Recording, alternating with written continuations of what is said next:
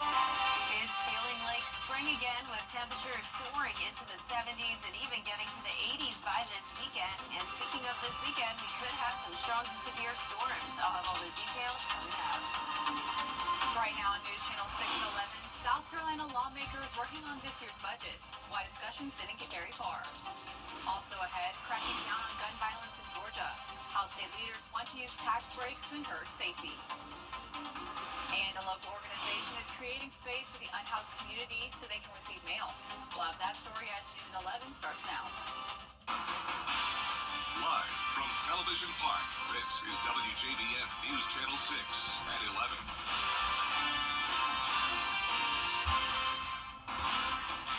Good evening, I'm Isabella Moody. Thank you for joining us. Coverage June Count begins as a review of the City of Augusta's charter is one step closer to getting off the ground.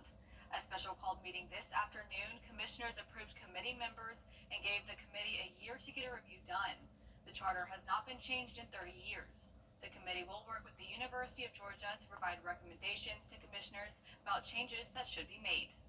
What we have is a charter that's been outdated. It's 30 years old. It's actually antique. There's new great ideas, new ways of doing things. You could actually have different forms of government, but the way we are held by our charter is held to back in 1986, which is kind of old. The city has approved $320,000 for this charter review. Augusta city leaders are looking to curb the number of apartments in the downtown area.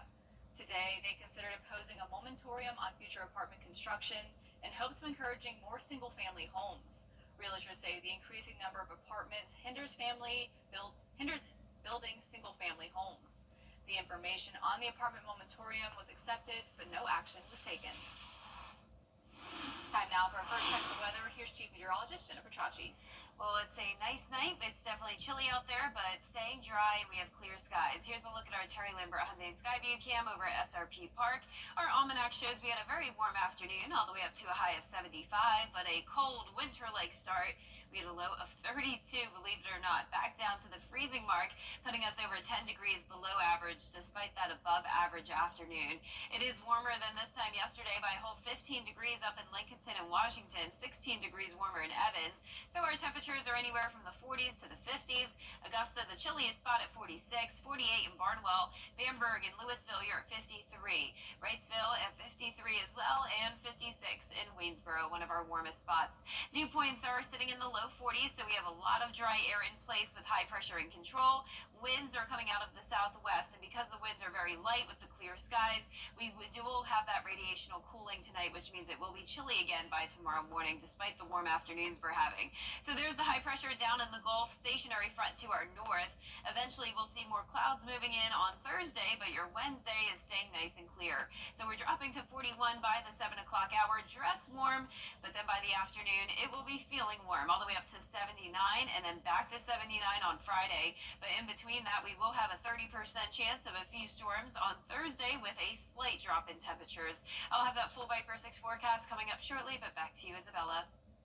Thank you, Jenna. The South Carolina House of Representatives continued their debate about the state budget, but they spent more than 2 hours on just one section of the budget. Here's Caroline Yaffa. A conservative group of House representatives called the Freedom Caucus said certain agencies should be eliminated in order to lower income taxes and cut $1 billion from the state budget.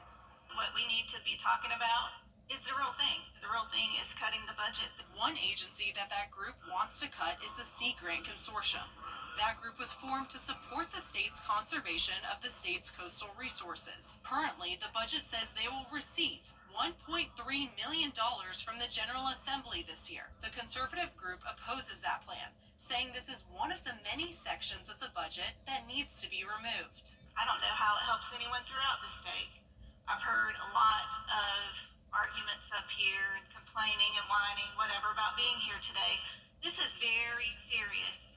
We are here to talk about taxpayer money. Representative Jordan Pace says government agencies should not be pushing agendas like climate change. We shouldn't be spending $1.3 million of their money to promote that, to facilitate $4.3 million of federal money to push those agendas on our folks. But more than 10 Republicans and Democrats spoke out against the Freedom Caucus's ideas.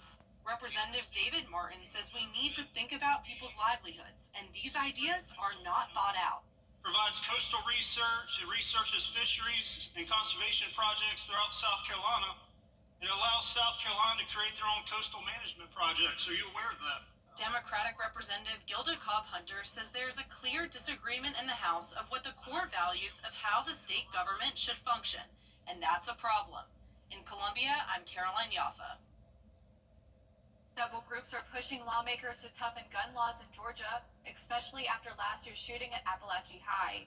State House lawmakers passed a bill that would establish a tax credit program for up to $300 per taxpayer that purchases firearm secure storage devices or completes a firearm safe handling course. Eligible expenses include gun safes, trigger locks, cable locks, and will be capped at $10 million annually for the state. Another devastating group of those, the 30% of firearm deaths under age 19 that are suicides. And any of us would be devastated to find out that ours or one of our family members or extended family or friends, firearms was used by a child, someone under 19, to end their life. The bill states that each taxpayer can only receive the tax credit once in their lifetime, and if approved by Senate lawmakers, it would run from 2026 through 2031. New mailboxes will soon be available for some of the city's homeless population. I was able to speak to the organizers who say this could change the lives of many in our area. Gap Ministries unveiling 50 mailboxes Tuesday by the city's homeless task force. We want people to have the opportunity to legitimately hold themselves accountable and push themselves, get themselves to where they want to go. If you are homeless and do not have an address, you are unable to get a state-issued ID. That makes it more difficult to do things like applying for SSI, SSDI, registering children for school, or receive test results from the doctor.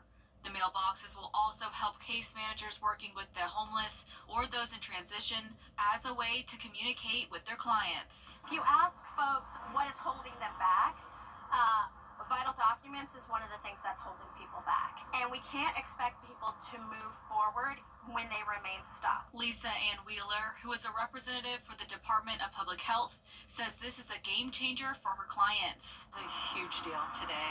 We actually have a mailbox to send information. Is it test results? Is it a next coming up appointment? Things like that. And we don't have that. We haven't had that accessibility. So this is life-changing for our clients. Commissioner Jordan Johnson was also at the unveiling to support and recognize what this will do for the homeless in our area. We are together in this effort to make sure that those who are experiencing poverty and experiencing just homelessness, as we know, experience it very briefly and very rarely. This is an effort that has been ongoing, and I'm proud of the work that's being done. Organizers at Gap Ministries say this is a stepping stone, and they hope to add more mailboxes in the future. I'm looking at these mailboxes like they're caterpillars, and our goal is you have your mailbox, and this is going to help you grow your beautiful wings and fly. Coming up, the college students who traveled from Virginia, what they did to honor a former Lakeside High School student after the forecast. And we have spring-like days this week with highs into the 70s and even some 80s later on. We will have a chance of rain and storms on Thursday, but a much higher chance this weekend. I'll break down all the details when we return. All right, so let's begin. It's Truck Month with the Ford Crew. It's time for the best deals across the full lineup. F-Series, best-selling trucks for 48 years. You've got Maverick and the North American 2025 Truck of the Year, Ford Ranger, fully prepared. Did you sleep here last night? If you stay ready, you don't need to get ready. And this crew is Truck Month ready. Get up to $11,250 in total savings or 3.9 for 60 plus up to $8,750 in total savings on select F-150s. Tired of choosing between... The Live Viper 6 Skyview Network, sponsored by Terry Lambert Hyundai. Now, your most accurate forecast with WJBF Live 5 for 6. Welcome back. I hope you had a great Tuesday and enjoyed the warmer weather today. I know I sure did. It was around 30 degrees warmer than yesterday and a huge change of pace. And luckily, the temperatures will stay pretty consistent this week. No crazy up and down temperature swings, at least for now. But our Terry Lambert Hyundai Skyview cam outside the station is showing a nice, dry, and clear night. We're sitting at 46 degrees. Certainly chilly out there, but not as cold as it was last night. Dew point of 45. Visibility is good. Around the CSRA, mostly 50s still, so Augusta is the coolest spot. But right next door, Aiken's at 48, 51 in McCormick, 55 in Sandersville, and 54 in Wrightsville. Look at all this dry air across the southeast with high pressure down in the Gulf. We have a stalled frontal boundary to our north and a low pressure developing out towards the west. We will see an increase in clouds by Thursday, but in the meantime, tomorrow, abundant sunshine continues, and we're sunny and 75 by 2 p.m., just like today. But I am expecting those temperatures to get even warmer into the upper 70s later on in the afternoon. Here's our futurecast tomorrow at 6 a.m. Nothing to worry about. Winds will be light out of the west. Clear throughout the entire day, not just for us, but all of the two-state. But then here comes the cloud cover early Thursday morning and into the afternoon. We'll see mostly cloudy skies. And with the heating of the day, we could see a few showers and storms pop up due to this minor disturbance moving through. Now, I do think some of this looks a little bit overdone from this model, but keep in mind there's a lot of dry air in place, so that will help to limit widespread rain. But I do think we will see those isolated showers and storms pop up throughout the day and early evening on Thursday. Now, by 6 a.m. Friday, still some cloud cover, but we will have some sunshine in the afternoon.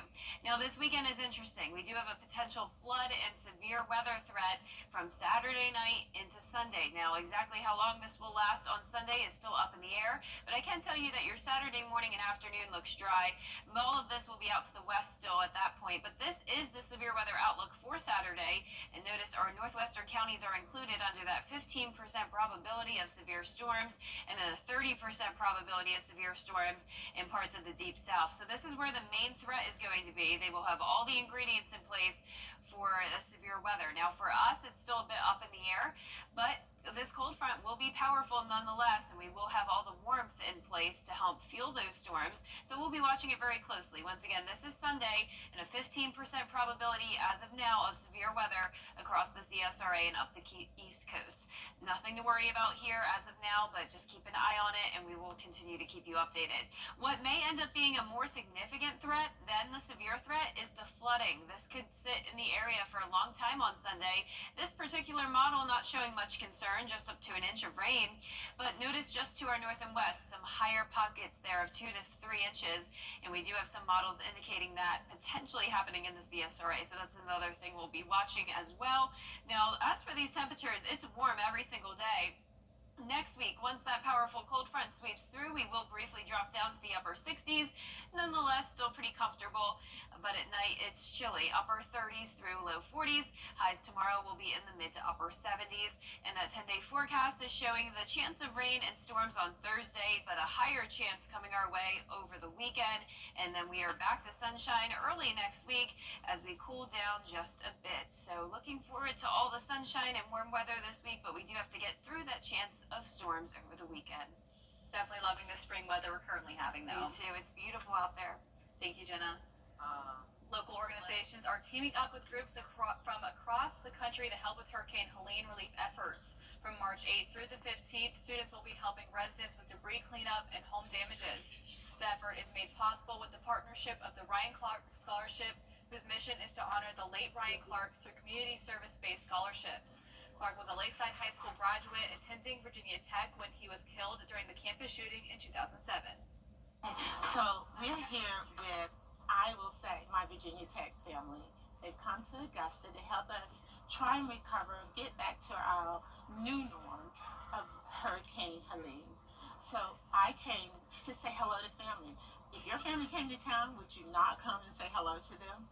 I mean, I'm so proud of these young people. They are what our community is about. They're what community service is about. It is what the Ryan Clark Scholarship is about. Organization leaders say they want to help more families whose homes are still heavily impacted from Helene and need help getting back to a livable state. Increased tariffs set to take effect tomorrow on Canada. We'll have those details. To serve you.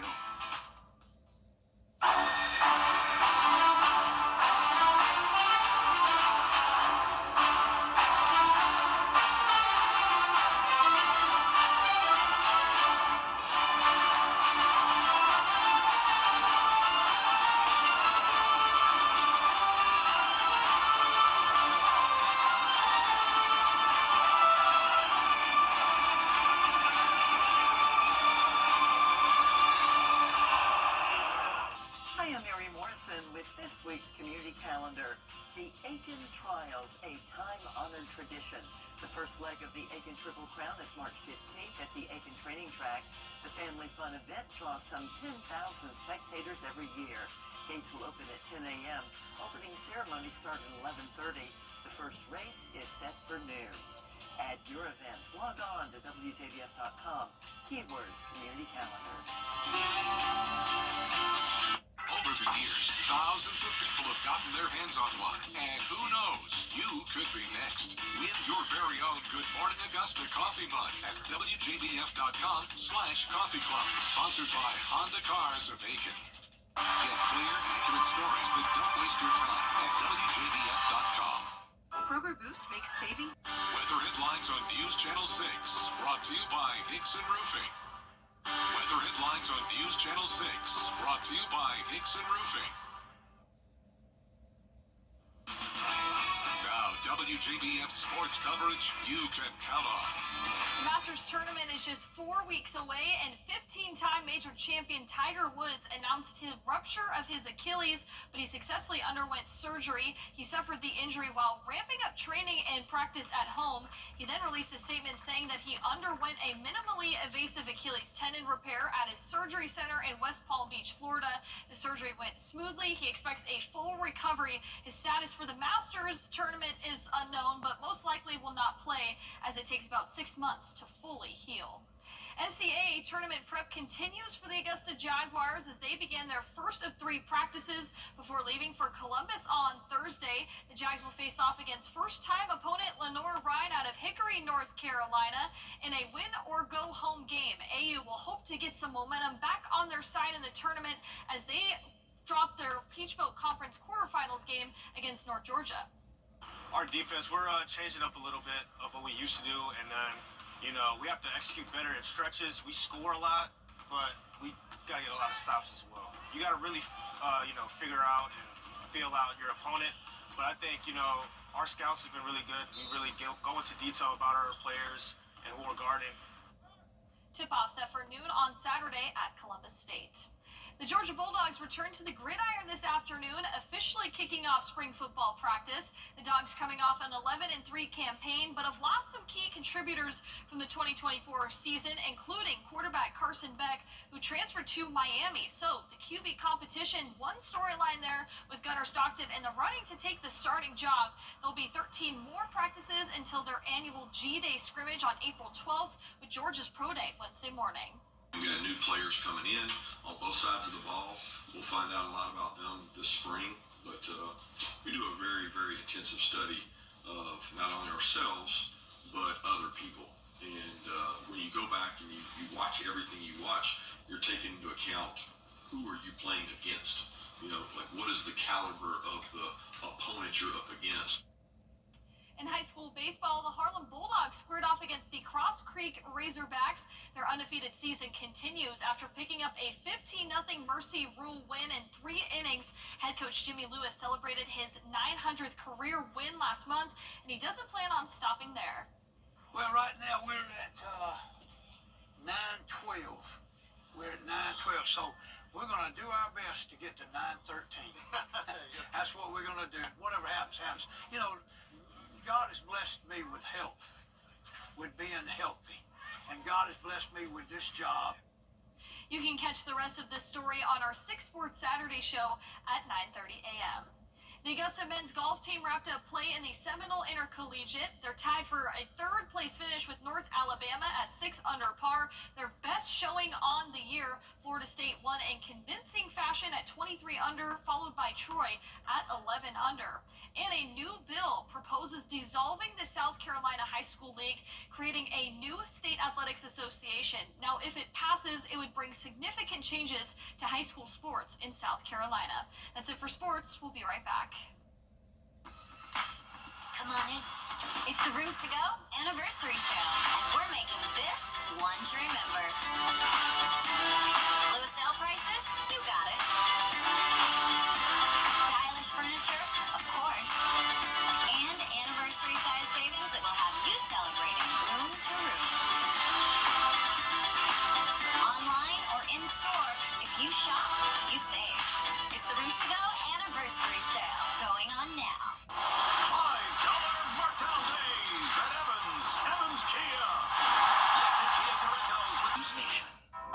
CSRA is full of amazing women. Women who inspire. Women who innovate. Women who lead. That's why News Channel 6 brings you Women to Watch. On the last Wednesday of each month, News Channel 6 recognizes local businesswomen who are making a positive impact in our community. Nominate someone today at WJBF.com. Sponsored by Goodwill. Looking good tomorrow with a high of 79, dropping a few degrees on Thursday due to the mostly cloudy skies and a few showers and storms possible in the afternoon. Dry on Friday, then another chance of rain and storms this weekend. Some of those storms could be strong to severe, and we'll be watching for the chance of flooding. Crocs has released their Haribo Classic Clog. It's their newest shoe that is complete with customizable gummy bears and candy-designed uppers. They're also water-friendly and can be worn outdoors. The company says the footwear and its accessories will be available sometime this month. Interesting. I mean, I'm not a Croc fan. I like gummy bears, though. Yeah, I'm the same. I like the combo. Yeah, right. I feel like Croc comes out with some interesting things. Oh, so. yeah. That's all for now. Our next news is at 4:30 a.m. Thank you for watching.